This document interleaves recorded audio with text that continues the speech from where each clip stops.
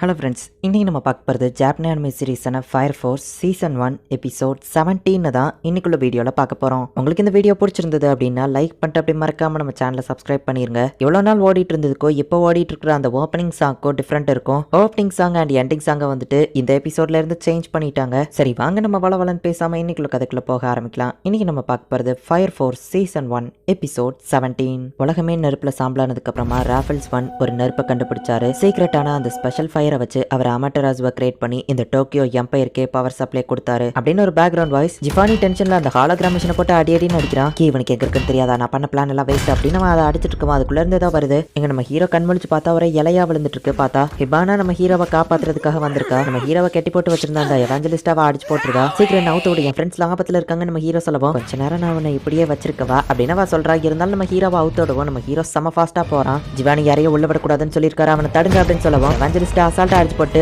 Author situation என்ன அப்படின்னு கேட்கவும் ஜிவானி உள்ளதா இருக்கா, சீக்கிரம் போய் நம்ம ஃப்ரெண்ட்ஸ் காப்பாத்து அப்படின்னு ஆத்தர் சொல்றான். ஜிவானி உடைச்ச அந்த ஹாலோகிராம் மிஷின்குள்ள தான் அமட்டராஜுக்கான கீ இருக்கு. அதான் அவன் எடுக்கிறான். என்ன யாராலையும் தடுக்க முடியாது அப்படின்னு அவன் சிரிச்சிட்டு இருக்கோம். நம்ம ஹீரோவை மூஞ்சிலே வந்து ஒரு கிக் விடுறான். எங்க புது இன்ஜினியர் மேல இருந்து கையடுறா அப்படின்னு நம்ம ஹீரோ சொல்றான். லீசா ஃபயரை கிரியேட் பண்ணி நம்ம ஹீரோவை அட்டாக் பண்ண ரெடி ஆகும். லீசா நீயுமா அவங்க பக்கம் இருக்க அப்படின்னு நம்ம ஹீரோ கேட்டு வால்கன் உனக்கு எதுவும் ஆகலையே அப்படின்னு நம்ம ஹீரோ கேட்கவும் நான் கொஞ்சம் ஓகே இல்லை, எனக்கு கொஞ்சம் டைம் தேவை அப்படின்னு அவன் சொல்றான். நீ தப்பிச்சாலும் பரவாயில்ல, திரும்பவும் நான் உன்னை பிடிப்பேன் அப்படின்னு சொல்லி ஜிவானி எந்திக்கிறான். யாரையும் உள்ள விட மாட்டேன்னு ஒருத்தனை உள்ள விட்டீங்க அப்படின்னு சொல்லி ஆத்தர் கேட்கறான். இப்ப பார்த்தா ஹிபானா அந்த இடத்துக்கு வந்து அவளோட அந்த ஃபயர் ட்ரீயை கொண்டு வரா. அவனோட இல்யூஷன்ஸ் ஹாட் அண்ட் கோல்டு இந்த ரெண்டு யாரையும் கலந்து தானே இல்யூஷனா கிரியேட் பண்ணுது. இப்போ இந்த ஃபுல் டெம்பரேச்சரையும் நான் ஹாட்டா மாத்திட்டேன், உன்னோட இல்யூஷன்ஸ் வேலை செய்யாத அப்படின்னு சொல்லி அவங்களவா எரிக்கிறா. ஹே நானும் இதுல மாட்டிக்கிட்டு இருக்கேன் அப்படின்னு ஆத்தர் சொல்லவும் எல்லாரும் ஏன் முன்னாடி மண்டிடுங்க, என் செல்ல ஷீன்றவ தவிர அப்படின்னு வா சொல்றான். லீசாவோட ஃபயர் வந்துட்டு மேக்னெட்டிக் ஃபீல்ட் வச்சு லிவிங் கிரீச்சர் மட்டும் கரெக்டா போய் அட்டாக் பண்ணும். நம்ம ஹீரோ தப்பிக்க ட்ரை பண்றா. பட் அவ பிடிச்சிருதா. சிஸ்டர் அந்த பட்டன் அழுத்துங்க அப்படின்னு வால்கன் சொல்லவும் லாட்ஜாம் அப்படின்னு அவ பட்டன் அழுத்துவோம். மேல இருந்து நிறைய அனிமல்ஸ் வந்து விழுது.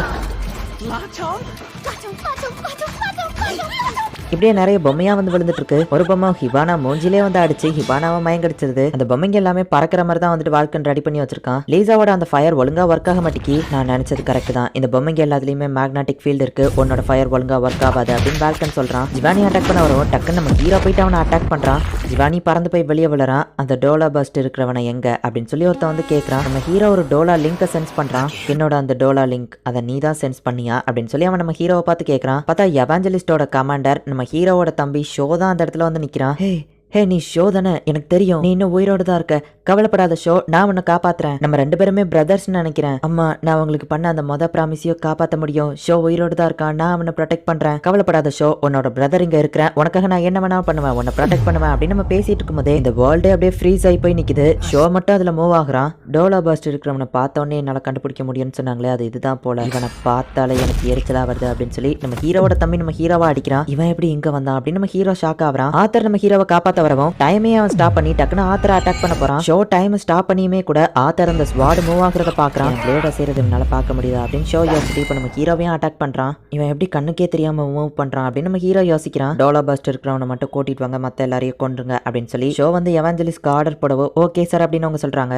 அமட்டராஜுவோட கீயை நான் கொண்டு வந்துட்டேன் அப்படின்னு சொல்லி ஜிவானி காமிக்கிறான். அப்ப திடீர்னு அந்த இடத்துல ஒரு மாதிரி பவுடர் மாதிரி வந்து வெடிக்க ஆரம்பிச்சு சயின்டிஸ்ட் விக்டர் ஒரு வேன் எடுத்து வந்து இவங்க எல்லாரையுமே காப்பாத்தி கூட்டிட்டு போறான். பர்ஃபெக்ட் டைமிங்க்கு வந்து காப்பாத்தினீங்க அப்படின்னு சொல்லி வால்கன் சொல்றான். பரவாயில்ல நீ எங்க கூட வா அப்படின்னு சொல்லி விக்டர் லீசா கை கொடுக்குறான். அவளோ கையை கொண்டு வந்துட்டு அப்படியே விட்டுருதா. லீசா அவங்க கூட போகாம இங்கே தான் நின்றுட்டு இருக்கா. ஷோ டக்குன்னு இவங்க காருக்கு முன்னாடி வந்து நின்றுதான். இவனோட இந்த ஒரு ஸ்கில் பெரிய பிரச்சனையா இருக்குதே அப்படின்னு சொல்லி விக்டர் நினைக்கிறான். இவன் அட்டாக் பண்ணலாம் ரெடியா நின்றுட்டு இருக்கவும் இப்ப ஜோக்கர் அங்க வந்துருதான். ஜோக்கர் ஷோக்கு ஈக்குவலா ஃபைட் பண்றான். ஷோ நான் கூடிய சீக்கிரமே உன்னை வந்து காப்பாத்துவேன் அப்படின்னு சொல்லிட்டு நம்ம ஹீரோ போறான். உன்னோட ரீச் தாண்டி அவங்க போயிட்டாங்க, இதுக்கப்புறம் உன்னால எதுவோ பண்ண முடியாது அப்படின்னு ஜோக்கர் சொல்லவும் இப்ப டக்குன்னு வந்துட்டு அவன் செம ஃபாஸ்டா அட்டாக் பண்றான். ஜோக்கரும் இவனுக்கு ஈக்குவலாவே ஃபைட் பண்றான். நான் வந்த வேலை முடிஞ்சிடுச்சு, நான் கிளம்புறேன் அப்படின்னு சொல்லி இப்ப ஜோக்கர் அங்க இருந்து போயிருந்தான். இவன் கொஞ்சம் பிரச்சனையா இருக்கிறான் அப்படின்னு ஷோ நினைக்கிறான். ஷோவோட பிளேட் உடஞ்சிருக்கு, இவன் ஒரு மான்ஸ்டர் அப்படின்னு சொல்லி ஜோக்கர் நினைக்கிறான். ஜோக்கர் கண்ணில் கட்டியிருக்கான், அந்த துணியை அவன் வெட்டியிருக்கான். இப்ப இவங்க எல்லாரையுமே ஹாஸ்பிட்டல்ல சேர்க்கிறாங்க.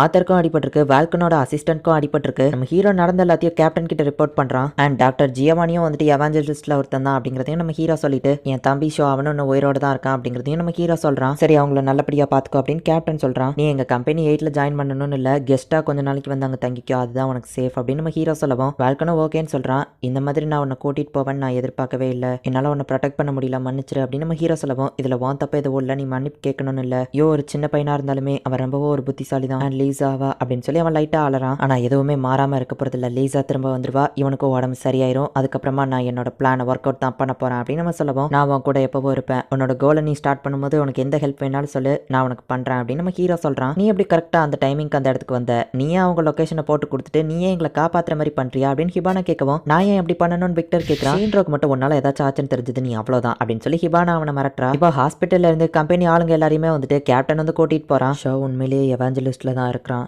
நான் என்னன்னாலும் சரி என் ப்ராமிஸை ப்ரொடெக்ட் பண்ணுவேன் அப்படின்னு நம்ம ஹீரோ நினைக்கிறான். அவங்கள வெல்கம் பண்றேன். அண்ட் இந்த 2 முட்டாளுங்களை ஏதாச்சும் பண்ணியிருந்தா மன்னிச்சுக்கோங்க அப்படின்னு சொல்லவும், நான் தான் ரொம்பவும் தப்பா நடந்துக்கிட்டேன், அவங்க நல்லபடியா தான் நடந்துக்கிட்டாங்கன்னு வால்கன் சொல்றான். ராமிக்கு அங்க வந்து சாப்பாடு ரெடி ஆயிடுச்சுன்னு சொல்லவும், நீயா சமைச்சா நம்ம ஹீரோ கேட்கறான். இல்ல லெப்டினன்ட் தான் சொல்லவும், நல்ல வேலை அப்படின்னு நம்ம ஹீரோ ஹாப்பி ஆகிறான். வால்கன் இங்க வராங்கிறதுக்காக லெப்டினன்ட் ஸ்பெஷலா சமைச்சிருக்கான். நம்ம ஹீரோ பிளேட்ல இருந்து ஆத்தர் ஒரு டிஷ் எடுத்து சாப்பிடுவோம். அது என்னோடது அப்படின்னு நம்ம ஹீரோ கத்தவும், எதிரிங்க வந்தா பாத்துக்கிட்டேன்னு சொல்லிட்டு ஒர்க் ஷாப்க்கு விட்டுட்டு நம்ம கேட்கவும், ஏன்டா நானும் தாண்டா அடி வாங்கிட்டு இருந்தேன் அப்படின்னு சொல்லி அவங்க 2 பேரும் சண்டை போட்டுட்டு இருக்காங்க. அவங்க எப்பவும் இப்படிதான் கண்டுக்கிடாத, ஏய் 2 பேரும் அமைதியா இருங்க அப்படின்னு சொல்லி கேப்டன் சொல்றான். வா இந்த டிஷ் எல்லாம் பேர் ரொம்பவும் டேஸ்டா இருக்கு, ஆனா கேர்ள்ஸை விட பாய்ஸ் சூப்பரா இப்படி சமைக்க கூடாது அப்படின்னு சொல்லி அங்க இருக்கிறவங்க யோசிக்காங்க. ஷீன்ரோ இதை ஆல்ரெடி உங்ககிட்ட சொல்லியிருப்பான்னு நினைக்கிறேன், பட் இருந்தாலும் நான் திரும்ப சொல்றேன். கம்பெனி 8 மட்டும் மற்ற கம்பெனியை விட டிஃப்ரெண்ட் தான், நாங்க உலகத்தை காப்பாற்றணும்னு நினைக்கிறோம். ஸோ நீயும் எங்க கூட சேர்ந்து இந்த உலகத்தை காப்பாத்துறதுக்கு ரெடியா இருக்கிறியா? நாங்க ஒன்னும் உன்னை கட்டாயப்படுத்தல, உன் விருப்பப்படியே விடுறோம், உனக்கு விருப்பம் இருந்தா நீ ஜாயின் பண்ணு, உனக்கு விருப்பம் இல்லைனாலுமே நீ இங்க கெஸ்டா தங்கிக்கிடலாம் அப்படின்னு கேப்டன் சொல்றான். ஒரு செகண்டுக்கு எல்லாரும் அமைதியா இருக்கிறாங்க. இவனுமே அப்படியே யோசிச்சிட்டே இருந்துட்டு இப்போ வேக வேகமா அவனோட சாப்பாடை சாப்பிட்டு முடிக்கிறான். ஆமா நம்ம ஏன் எங்க வந்திருக்கோம் அப்படின்னு ஆத்தர் கேட்கவும், வால்கன் தான் அவன் ஷெட்ல எதையோ எடுக்கணும்னு சொன்னா நம்ம ஹீரோ சொல்றான். அவன் நம்ம இன்ஜினியரா இருந்தா நல்லா இருக்கும் அப்படின்னு ஆத்தர் சொல்றான். தாத்தா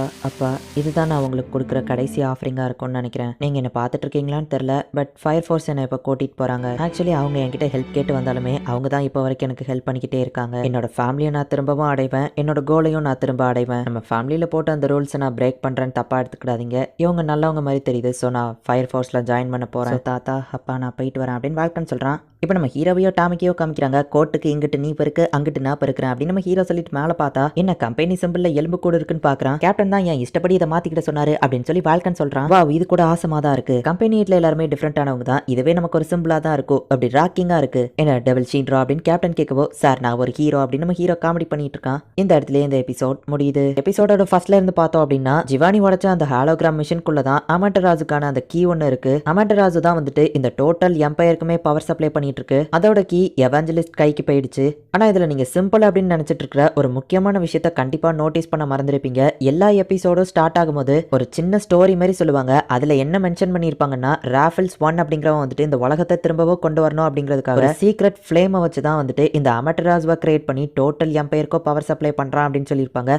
பட் கதைப்படி பார்க்கும்போது வால்கனோட அப்பாவும் தாத்தாவும் தான் இந்த அமட்டராஜுவையே கட்டி கொடுத்துருக்காங்க. அண்ட் நம்ம ஹீரோட பிரதர் ஷோ வந்துட்டு டைமையே ஸ்டாப் பண்ணி மூவ் பண்றான். டைமே அவனால ஸ்டாப் பண்ண முடியுது அப்படின்னா அவனை அவ்வளவு ஈஸியில யாராலையுமே தோக்கடிக்க முடியாது. கடைசியில இப்போ ஒரு வழியா வால்கன் இவங்க கூட சேர்ந்துக்கிட்டான். என்ன நடக்க போகுது அப்படிங்கறது நெக்ஸ்ட் எபிசோட் பார்த்து தெரிஞ்சுக்கோங்க. அண்ட் உங்களுக்கு இந்த வீடியோ பிடிச்சிருந்தது அப்படின்னா லைக் பண்ணிட்டு அப்படியே மறக்காம நம்ம சேனலை சப்ஸ்கிரைப் பண்ணிருங்க. தேங்க்யூ ஃபார் வாட்சிங். Bye guys. நெக்ஸ்ட் எபிசோட்ல மீட் பண்ணலாம்.